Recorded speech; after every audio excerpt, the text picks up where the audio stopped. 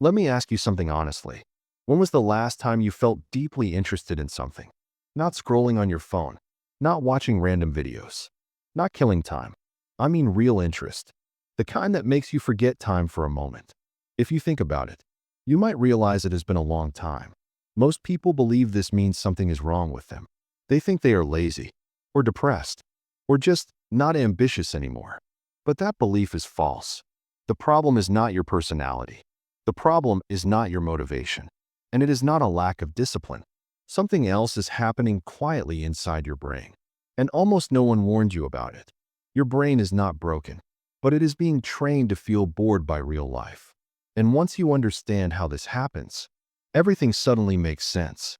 Stay with me, because this is not about forcing yourself to work harder. It's about understanding what your brain has learned to expect. Imagine your brain like a volume knob. When the volume is normal, small things feel interesting. A conversation, a book, learning something new. But every time your brain receives fast and intense stimulation, that volume slowly turns down. Short videos, constant notifications, endless scrolling, instant entertainment. At first, it feels exciting. Then it feels normal. Then it feels necessary. Now, when life becomes quiet, it feels empty. You sit down to study. Boring. You try to work on something meaningful. Boring. You even try to relax. Still boring. So you go back to stimulation. Not because you enjoy it, but because it's the only thing that still works. And then you blame yourself. But the problem was never your effort.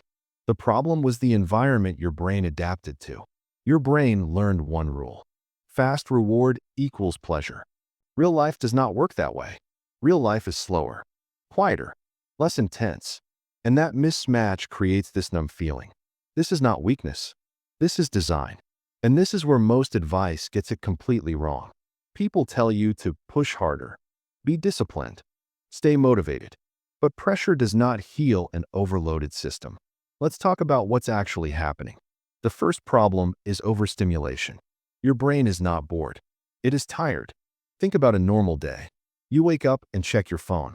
Messages, videos, music, news, social media. Before your day even starts, your brain has already consumed massive stimulation. So when it's time to focus, your brain has nothing left. Of course, studying feels boring. Of course, work feels heavy.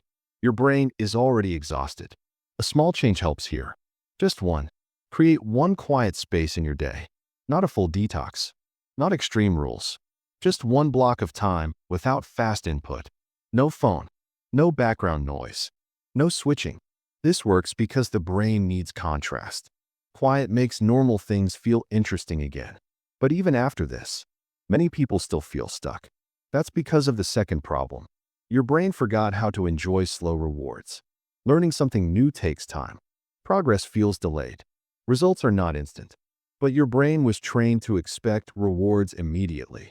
So when effort does not give fast pleasure, your brain loses interest. You start something new. The first day feels okay. The second day feels flat. Your brain says, "This is pointless." A small solution helps here. Stop tasks before you are exhausted. And while energy still exists. This works because your brain remembers how things end. If tasks end with relief instead of burnout, your brain wants to come back. Now there is one deeper layer. The third problem is identity drift. After months or years of distraction, you start believing a story about yourself. I can't focus. I get bored easily. I never finish things. So when something feels uncomfortable, you quit early. Not because it's wrong, but because it matches the story you believe. A small shift helps. Instead of asking, "Why am I bored?" ask, "What kind of boredom is this?" Is it to escape boredom or growth boredom?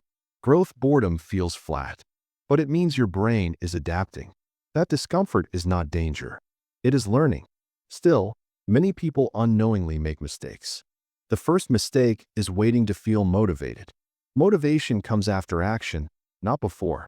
The second mistake is escaping boredom with more stimulation. This trains the brain to avoid depth even more.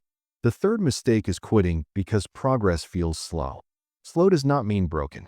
A gentler approach works better. Restart softly. No punishment. No guilt. Restarting is not failure. It is awareness. Now let's talk about the emotional part. If everything feels boring, it does not mean your life has no meaning. It means your brain is overloaded. You are not behind. You are overstimulated. Most people think success comes from intensity, but real progress comes from direction. You don't need more pressure. You need more safety. Comparison steals patience. Guilt steals energy. Shame kills curiosity. None of these help. Interest returns when the nervous system feels calm. Slowly, quietly, naturally. And when it does, life feels real again. Let's bring everything together. Before, everything felt boring. You blamed yourself. You escaped more. Now, you reduce noise. You accept slow rewards. You rebuild trust with attention. No extreme routines. No force. No self-hate. Just one small action today. Create one quiet moment. Let boredom exist. Don't run from it. Because boredom is not the enemy. It is the doorway. Back to feeling alive. You don't need to become someone new. You just need to stop overloading your brain and let it heal. Slowly. Naturally. That is enough.